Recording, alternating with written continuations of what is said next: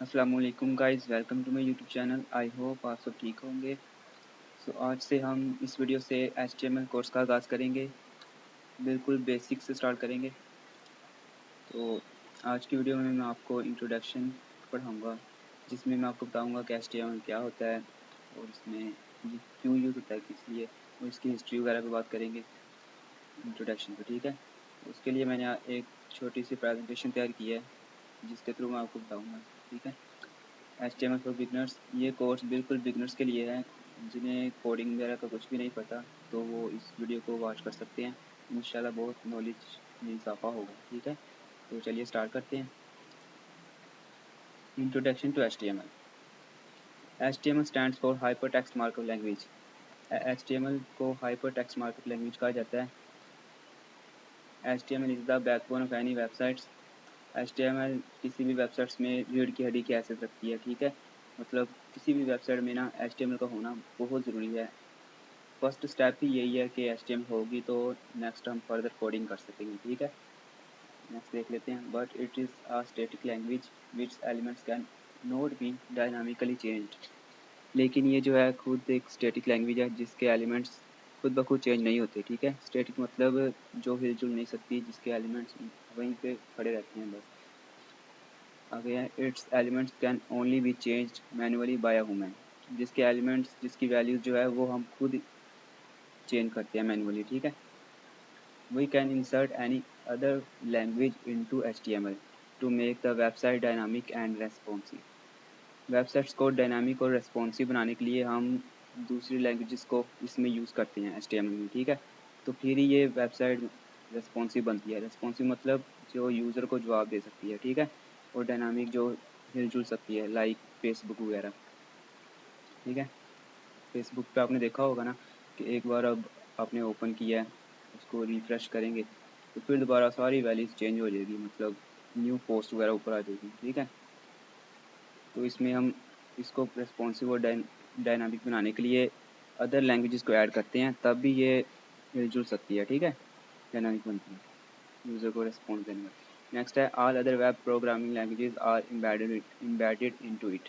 ये देखें, वही बता रहा है कि जितनी भी दूसरी लैंग्वेज है ना, लाइक CSS, जावास्क्रिप्ट वगैरह, jQuery, वो इसमें ऐड होती हैं तो फिर ये वर्किंग में आती है सही तरह। नेक्स्ट देख लेते हैं, वाई इज़ इट यूज, ये क्यों इस्तेमाल की जाती है। It is use to create web pages. ये वेब पेजेस क्रिएट करने के लिए इस्तेमाल की जाती है। Which content will be displayed on a browser such as Chrome. और जो भी हम इस पर कोडिंग करेंगे ना, वो उसका रिज़ल्ट हमें एज अ आउटपुट ब्राउज़र वगैरह पे शो होगा। ठीक है, जो भी ब्राउज़र आपके पास इंस्टॉल होगा, क्रोम वगैरह, मैं तो क्रोम ही सजेस्ट करूँगा, तो आप वो वाला इंस्टॉल करेंगे। ठीक है, नेक्स्ट देख लेते हैं, हिस्ट्री पे बात कर लेते हैं थोड़ी सी। HTML was developed in 1990 and since then redeveloped hundred of times. HTML जो है वो 1990 में डेवलप किया गया था और तब से लेकर अब तक कई बार ये इसको चेंज करा जा चुका है, यानी इसमें बहुत सारी चेंजिंग आ चुकी है। ठीक है, नेक्स्ट है, HTML 4.0 was the first standard version। जो इसमें स्टैंडर्ड वर्जन था ना, वो HTML 4.0 था। स्टैंडर्ड वर्जन और भी थे, लाइक 1.0, 2, 3 इस तरह, बट जो जिसे डिफ़ाइन किया गया था ना, विच वॉज डिफाइंड इन 1999। ठीक है, जिसको 1999 में डिफ़ाइन किया गया था वो 4.0 ही था। It just has the possibility to make static websites.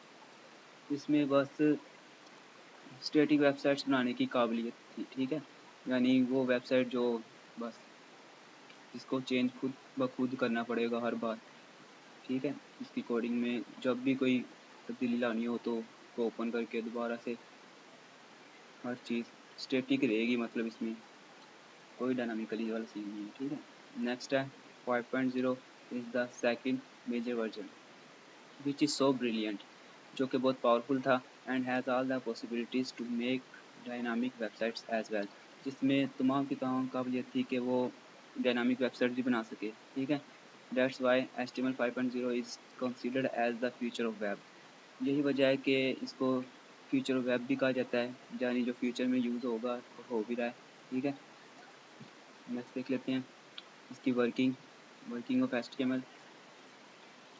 First point है HTML codes are written in the form of tags for letting the browsers know about different elements such as a paragraph, a link and a heading etc. जो HTML के code होता है ना, वो हम tags की form में लिखते हैं, ठीक है। तो ताकि वो ब्राउज़र उसको समझ सके कि डिफरेंट एलिमेंट्स जो उसको टैग्स वगैरह मिलेंगे, तो ब्राउज़र को उन टैग्स की रिकॉग्निशन ही होती है कि वो पैराग्राफ है या लिंक है या हेडिंग वगैरह है। जो हम आगे जाके पढ़ेंगे ना, तब आपको अच्छे से क्लियर हो जाएगा। तो अभी के लिए बस आपने ये ध्यान रखना है कि इसमें जो भी हम काम करेंगे टैग्स वगैरह में करेंगे, ठीक है। नेक्स्ट पॉइंट है tags are written by using less than and greater than signs. जो टैग्स हो गए उसे हम लेस देन और ग्रेटर देन साइंस को यूज़ करके उसके अंदर ही लिखेंगे, ठीक है। For example tags will be written like this, ऐसे लिखेंगे, ठीक है, लाइक दिस। यहाँ पे हमारा टेक्स्ट आएगा, ये टाइटल होगा, वो हम नेक्स्ट पढ़ेंगे। HTML has a list of predefined tags. HTML के अंदर पहले से बने बनाए भी टैग्स होते हैं विच वर्क्स इन पेयर, जो कि जोड़ों की शक्ल में काम करते हैं, ठीक है। जैसे ये टाइटल वाला टैग है, ये स्टार्ट भी हो रहा है और क्लोज भी हो रहा है, ठीक है, मतलब ये पेयर है। The first tag is called starting, ये देखें फर्स्ट टैग स्टार्टिंग हो गया, और ओपनिंग टैग, इसे ओपनिंग टैग भी कहेंगे। And the second tag is called ending और क्लोजिंग टैग, और ये जो सेकंड टैग है इसको एंडिंग और क्लोजिंग टैग भी कहेंगे, ठीक है। नेक्स्ट पॉइंट है HTML tags are not displayed on browsers but the content between tags will be displayed। जब हम HTML का टैग मतलब राइट करके कोड वगैरह रन करेंगे ना, तो वो जो टैग होगा वो हमें डिस्प्ले नहीं होगा। जो उसके अंदर हम कोड, जो उसके अंदर हम टेक्स्ट वगैरह देंगे लाइक दिस, ये टेक्स्ट है यहाँ पे हम जो भी लिखेंगे ना इसके अंदर, वही वाला हमें डिस्प्ले होगा, बस वही रिजल्ट हमारा होगा, ठीक है, वही हमारा होगा। नेक्स्ट देख लेते हैं बेसिक स्ट्रक्चर सिंटैक्स, ठीक है। ये कुछ इस तरह से हम इसकी कोडिंग करेंगे। ये इसका बेसिक स्ट्रक्चर होगा। लाइक स्टार्ट में सबसे पहले HTML का टैग हम ओपन करेंगे, ठीक है। सबसे एंड पे इसका टैग क्लोज भी करना होता है। क्लोज के लिए हम ये वाले स्लैश यूज़ करेंगे, फॉरवर्ड स्लैश, ठीक है। ये ओपनिंग टैग होगा, ये क्लोजिंग हो जाएगा। तो इसके अंदर हम हेड का टैग यूज़ करेंगे टाइटल के लिए, और हेड का टैग क्लोज भी होगा, ठीक है। मैं आपको फिर बता रहा हूँ कि जो भी हम टैग स्टार्ट करेंगे वो क्लोज भी होगा, ठीक है। इसमें सिंगल टैग भी होते हैं, पर ज़्यादातर डबल टैग यूज़ होते हैं जो पेयर वगैरह होते हैं, ठीक है। नेक्स्ट बॉडी देख लेते हैं।